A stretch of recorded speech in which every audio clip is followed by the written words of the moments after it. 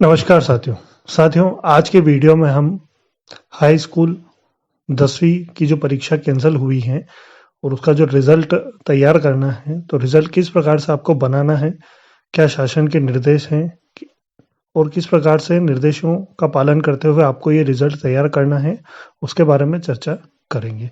साथियों, आप सभी जानते हैं कि माध्यमिक शिक्षा मंडल द्वारा यह आदेश जारी कर दिया गया है कि 10वीं की परीक्षा नहीं होगी। उसका रिजल्ट आपको आंतरिक मूल्यांकन, प्रतिभा पर्व, अर्धवार्षिक के आधार पर ही तैयार करना है।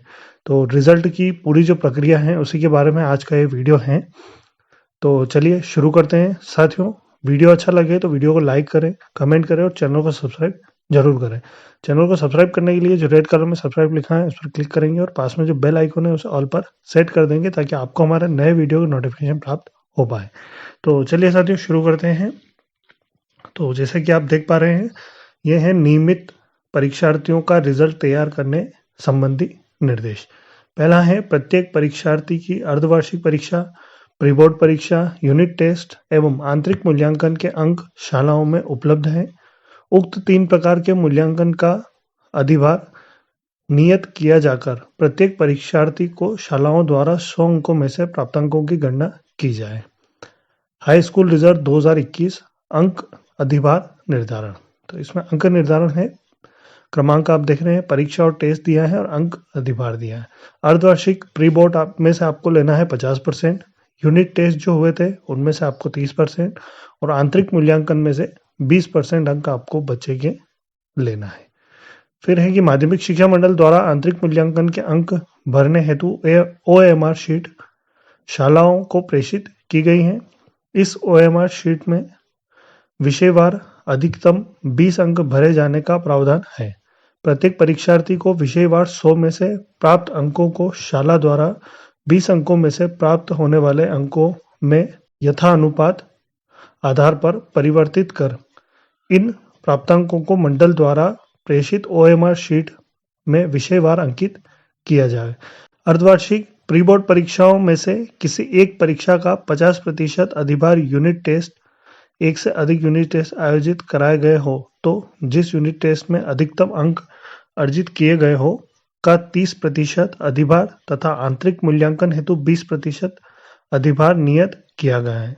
इस प्रकार यदि किसी परीक्षार्थी को उपरोक्त फार्मूले के आधार पर यदि किसी विषय में 100 में से 80 अंक प्राप्त होते हैं तो OMR शीट में यथानुपात आधार पर 16 अंक अंकित किए जाएंगे।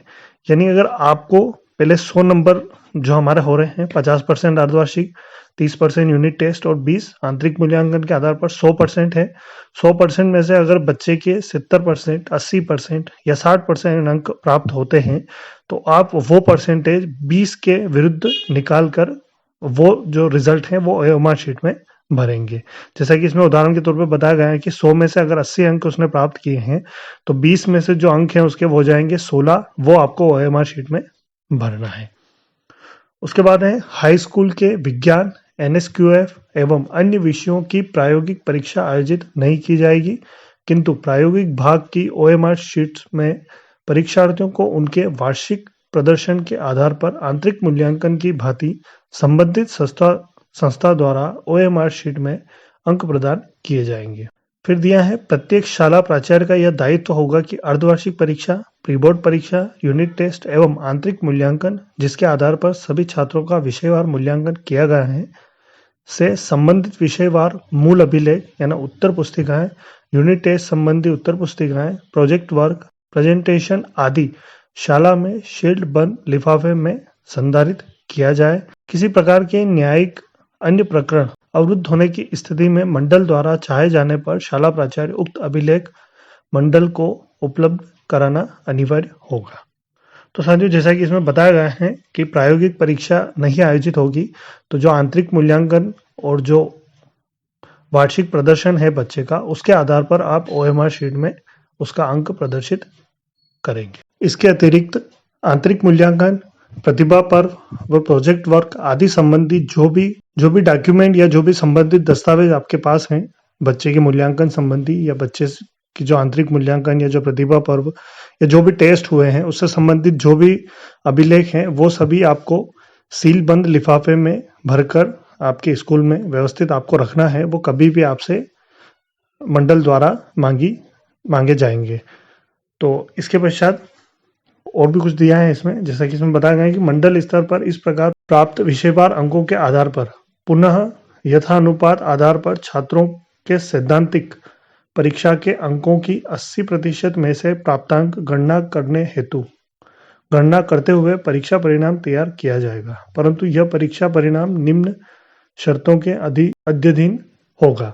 यानी आप जो 20 नंबर में से बच्चे का जो भी परसेंटेज बनता है उसके आधार पर आप ओएमआर शीट में भरकर आप भेजेंगे, तो उसके आधार पर फिर मंडल द्वारा रिजल्ट तैयार किया जाएगा। प्रत्येक विद्यालय का विगत 3 वर्षों के औसत अंक मंडल द्वारा शालाओं को उनके एमपी ऑनलाइन के लॉगिन में उपलब्ध कराए जाएंगे। 3 वर्षों में से सर्वश्रेष्ठ औसत अंक शाला के लिए बेंचमार्क अंक होंगे। यानी पिछले 3 वर्षों का जो रिजल्ट है आपका विद्यालय का, उसके आधार पर जो सर्वश्रेष्ठ रिजल्ट रहेगा जिस वर्ष का, उसके आधार पर बेंचमार्क अंक होंगे। अर्थात 2021 में शाला में औसत अंक 3 वर्षों के औसत अंकों के सर्वश्रेष्ठ से +2% से ज़्यादा नहीं हो सकेगा। उदाहरण स्वरूप यदि किसी शाला का विगत 3 वर्षों में सर्वश्रेष्ठ औसत अंक 72% है, तो इस वर्ष शाला द्वारा प्रदत्त समस्त छात्रों को समस्त विषयों में प्रदत्त अंकों का औसत 72 और 74 के तहत होना चाहिए। यानी पिछले 3 वर्ष का जो आपका औसत अंक है उसमें +2% से ज़्यादा नहीं हो सकेगा। यानी पिछला जो 3 वर्ष का आपका औसत है उसी के आधार पर इस वर्ष का भी औसतन रिजल्ट आपका बनेगा। यदि किसी शाला में 3 वर्ष से कम अर्थात 2 या 1 वर्ष के औसत अंक की उस शाला में सर्वश्रेष्ठ औसत अंक माने जाएंगे। यदि किसी शाला का पूर्व वर्षों का डेटा उपलब्ध नहीं है, तो ऐसी स्थिति में विगत 3 वर्षों के सर्वश्रेष्ठ प्रदेश औसत अंकों और उस शाला हेतु बेंचमार्क माना जाएगा। यानी अगर किसी शाला का रिजल्ट ऑनलाइन नहीं मिल पाता है, तो जो प्रदेश का औसत जो है रिजल्ट, उसके आधार पर ही उस शाला का रिजल्ट तैयार किया जाएगा। उसके बाद दिया है कि शालावार विगत 3 वर्षों के औसत अंकों की गणना करते समय अनुपस्थित के छात्रों के अंक 0 तथा पास अंकित छात्रों हेतु 33 अंक मान्य करते हुए औसत अंकों की गणना की जाएगी। शालावार औसत अंकों की गणना निम्नानुसार की जाएगी। पहला है, सर्वप्रथम समस्त छात्रों के समस्त विषयों के प्राप्तांकों का योग करें। प्रायोगिक भाग वाले विषयों में प्रायोगिक परीक्षा के अंक जोड़ते हुए प्रत्येक परीक्षार्थी को 100 में से अंक प्रदान करें। इस प्रकार प्राप्त संख्या को शाला की कुल छात्र संख्या से भाग दें। ये एक फॉर्मूला है एक तरह से, जिसका नीचे आप एग्जाम्पल देख सकते हैं, इसमें बताया गया। तो हम चलिए देखते हैं क्या है कि भाग देने पर प्राप्त संख्या की आपकी शाला के हाई स्कूल परीक्षा वर्ष 2021 के औसत अंक होंगे। उदाहरण स्वरूप यदि आपकी शाला में कुल 92 छात्र हैं तथा समस्त छात्रों के समस्त विषयों के प्राप्तांकों का योग 30,467 है, तो आपको 30,467 में टोटल जो छात्र है 92 उनका भाग देना है। तो आपका औसत आ जाएगा 331.16 अंक। 331.16 अंक ही आपकी शाला के औसत अंक हैं तथा इस अंक का प्रतिशत 55.19 है। यानी जो आपका औसत अंक है शाला का या औसत प्रतिशत है, वो आप इस प्रकार से निकाल सकते हैं। फिर दिया है, ओएमआर शीट में अंक भरते समय यदि किसी शाला द्वारा उपरोक्त तर्क का उल्लंघन किया जाकर सर्वश्रेष्ठ औसत से अधिक अंक प्राप्त किए जाते हैं, तो ऐसी स्थिति में मंडल स्तर पर परीक्षा परिणाम तैयार करते समय अंकों का मॉडराइजेशन इस प्रकार किया जाएगा कि शाला के समस्त छात्रों के औसत अंक विगत 3 वर्षों के सर्वश्रेष्ठ औसत या औसत के बराबर या औसत से 2% अधिक की सीमा में ही रहे। यानी जो अंकों का निर्धारण है वो इस प्रकार से किया जाएगा कि आपका जो 3 वर्ष का औसत है शाला का, वो उसके बराबर हो या उससे 2% अधिक तक हो सकता है। यदि किसी शाला द्वारा सर्वश्रेष्ठ औसत से कम अंक प्रदान किए जाते हैं, तो उन अंकों को यथारूप स्वीकार किया जाएगा। इस स्थिति में अपवर्ड मॉडरेशन नहीं किया जाएगा। उपरोक्त शर्त के उल्लंघन की स्थिति में मंडल द्वारा मॉडरेशन इस प्रकार किया जाएगा कि समस्त परीक्षार्थियों के अंकों में समानुपाती कटौती हो अंकों के कटौत्र हेतु विषय का क्रम क्रमशः तृतीय भाषा, प्रथम भाषा, द्वितीय भाषा, सामाजिक विज्ञान, विज्ञान एवं गणित रहेगा। साथ ही उपरोक्त शर्त का उल्लंघन करने वाली संस्थाओं के विरुद्ध मान्यता समाप्ति संबंध कार्यवाही आयुक्त लोक शिक्षण के माध्यम से की जाए। अनुत्तीर्ण होने वाले परीक्षार्थियों को न्यूनतम उत्तीर्णांक यानी 33% प्रदान करते हुए उत्तीर्ण घोषित किया जाएगा।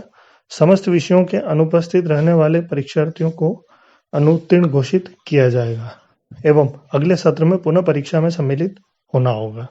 यह प्रक्रिया अंधमुख बधिर श्रेणी के परीक्षार्थियों के लिए भी लागू होगी। तो साथियों, जैसे कि आपने देखा है, इसमें शाला द्वारा क्या प्रक्रिया करना है और उसके द्वारा मंडल द्वारा क्या प्रक्रिया की जाएगी, आपके जो अंक हैं उसके आधार पर, वो सारी प्रक्रिया आपने इसमें देख ली है। तो इस प्रकार से आपको 10वीं का रिजल्ट इस बार का तैयार करना है, उसे भेजना है। तो साथियों, आज के लिए इतना ही था। धन्यवाद।